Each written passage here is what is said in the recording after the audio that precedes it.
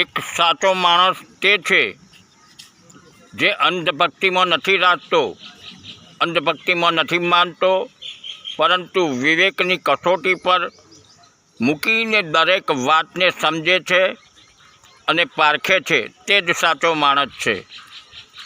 અને હા, કોઈએ કહ્યું છે કે દર્પણ જો મોઢું દેખાય છે ને, તેવું દર્પણની અંદર તેનો વિવેક કેવો છે, તેનું ચરિત્ર કેવું છે, જો તે દર્પણમાં દેખાતું હોત તો માણસો દર્પણમાં ન જોયા કરત.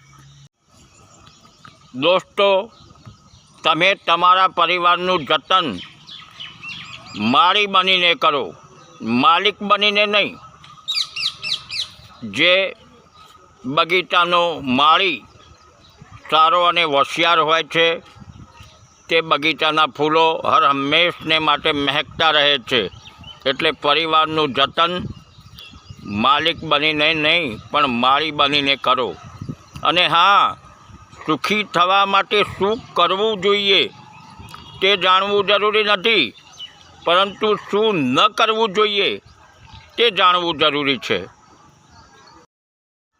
ઉડવાવાળા ભગવાનો જે છે ને, તે ફક્ત ને ફક્ત ભારતમાં જ રહી ગયા છે, પરંતુ પગે ચાલીને જે ફર્યા છે ને, તે પૂરી એશિયા ખંડમાં, પૂરા એશિયામાં તેમનું નામ છે.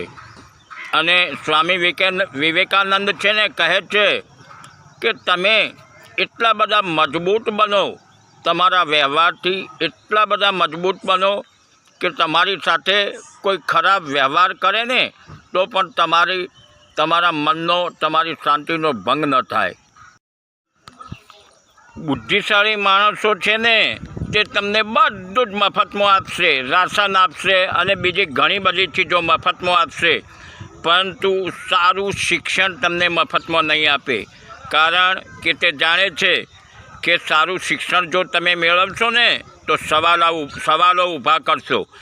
એટલે સારા શિક્ષણથી જ માણસ બુદ્ધિશાળી બને છે, તાર્કિક બને છે અને સારા શિક્ષણથી જ હોશિયાર બને છે.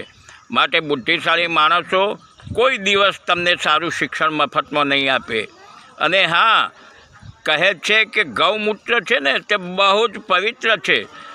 જો ગૌમૂત્ર પવિત્ર છે તો પછી મંદિરોની અંદર આ બીજો બધો સોનું, ચાંદી, પૈસા અને સારા પ્રસાદ ચડાવવામાં આવે છે, તો પછી જો પવિત્ર હોય ગૌમૂત્ર, તો મંદિરની અંદર ગૌમૂત્ર પ્રસાદ તરીકે કેમ ચડાવવામાં નથી આવતું?